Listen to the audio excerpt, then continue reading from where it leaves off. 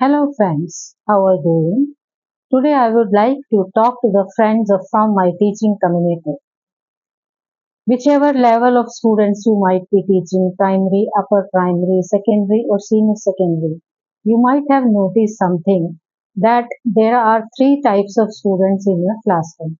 Number one, the ones who are very intelligent, gifted students who always sit in the front row, who always participate in the classroom discussions actively, and they do their homework, classroom assignment, projects well on time, and that to your satisfaction.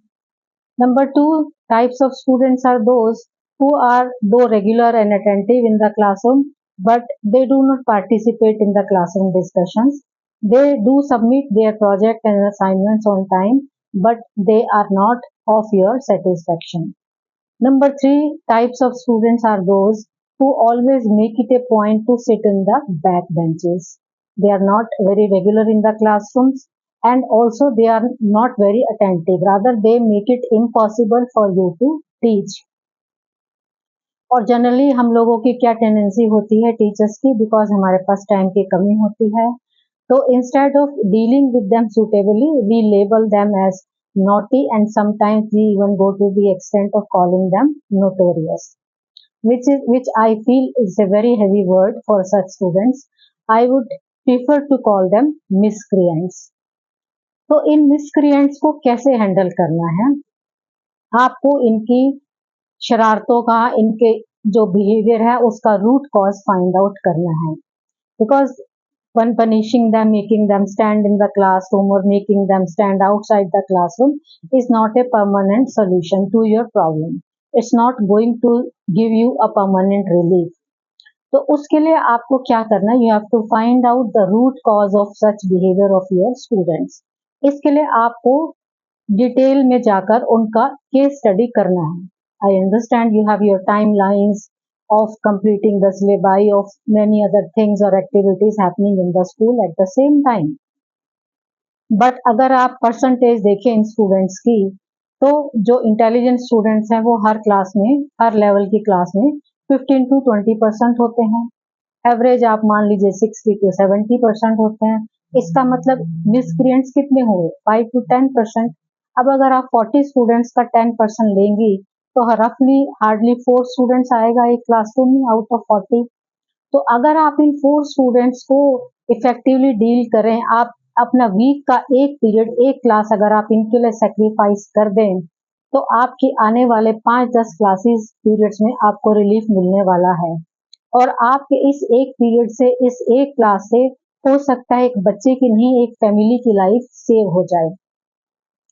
तो मैं इसको आपको एक practical, एक real life story के द्वारा ये मैं आपको एग्जांपल क्लियर करना चाहूंगी कि how we dealt with such a case. जब ये कहानी तब की है, रियल लाइफ स्टोरी है, जबकि कहानी नहीं, जब मैं एक स्कूल में प्रिंसिपल थी. स्कूल का मैं नाम नहीं लेना चाहूंगी. तो स्टैंडर्ड ऑपरेटिंग प्रोसीजर होता था कि 12th क्लास के बोर्ड एग्जाम से पहले हमें बच्चों की परफॉर्मेंस को मॉनिटर करना होता था फ्रॉम डे 1. और जो बच्चे अकेडमिकली परफॉर्म नहीं कर पाते थे, या जिनकी अटेंडेंस शॉर्ट होती थी, या जिनका behaviour was not acceptable as per the norms of the school, तो we generally used to call their parents. और मैं अपने ऑफिस में ऐसे बच्चों के पेरेंट्स से बात करती थी in the presence of the concern class teacher and the subject teachers. तो ऐसे ही एक बच्चे के पेरेंट्स को हमने बुलाया, तो उसकी मदर आई, not both the parents, and we were very surprise to know that she is the wife of a very highly placed officer. लेकिन उन दोनों में, हस्बैंड वाइफ में, कुछ मैरिटल डिस्कॉर्ड हुआ 10 साल पहले करीबन, जब वो बच्चा 8 साल का या 7 साल का रहा होगा, और दोनों तब से सेपरेटली रह रहे हैं फॉर वट एवर रीजन्स. तो उस बच्चा मदर के साथ रहता था. तो आप उस बच्चे की मेंटल स्टेट को इमेजिन करिए कि जो 7-8 साल की एज से जिसको फादर का लव, अफेक्शन, सपोर्ट, गाइडेंस नहीं मिली, उसकी मेंटल स्टेट क्या रही होगी. इसलिए शायद वो धीरे धीरे स्टडी से डिस्ट्रैक्ट होता गया. जब हमने उसका अटेंडेंस रिकॉर्ड चेक किया तो हमें पता लगा कि उसका अटेंडेंस भी शॉर्ट थी. और जब वो अटेंडेंस उसकी मदर को दिखाई गई तो शी वॉज सरप्राइज टू सी कि जिन डेट्स पर वो स्कूल में एब्सेंट था उन डेट्स पर वो घर से ये कहकर जाता था कि वो स्कूल जा रहा है। स्कूल वो आता नहीं था, कहाँ जाता था, क्या करता था, nobody knows. So the mother requested us with folded hands, with tears in her eyes, to give us one more chance to her son because he was her only child, her only hope. Me and the teachers could understand the seriousness of the situation.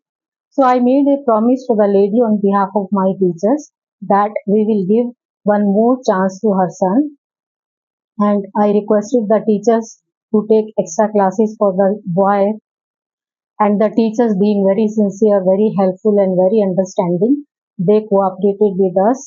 और teachers की cooperation से, मेहनत से उस बच्चे ने फिर pre board exams में 50% मार्क्स लिए, जो बच्चा 40% मार्क्स से भी बिलो लेता था, और 12th क्लास के बोर्ड एग्जाम्स में वो 55% मार्क्स से पास हुआ।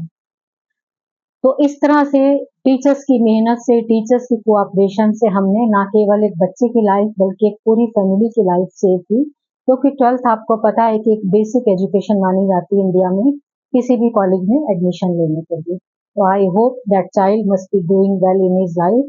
अगर वो ये वीडियो देख रहा है तो I wish him all the very best in his life. तो इस रियल लाइफ स्टोरी के द्वारा मैं आप टीचर्स को ये मैसेज देना चाहती हूँ कि आपकी थोड़ी सी अंडरस्टैंडिंग, कोऑपरेशन और सपोर्ट से एक बच्चे की लाइफ नहीं, पूरी फैमिली की लाइफ सेव हो सकती है। उसके लिए अगर आपको अपना वीक में एक पीरियड सेक्रीफाइस करना पड़े, you should not mind, you should not hesitate, क्योंकि ऐसा करने से आपकी क्लासरूम टीचिंग तो इम्प्रूव होगी ही, आपको आने वाले और 5-10 पीरियड्स में भी हेल्प होगी, लेकिन साथ ही आपको एक sense of achievement, sense of satisfaction भी मिलेगी कि आपने एक बच्चे की नहीं, पूरी एक फैमिली की लाइफ को सेव किया है। तो वीडियो आपको कैसी लगी जरूर बताइएगा कमेंट सेक्शन में कमेंट करके।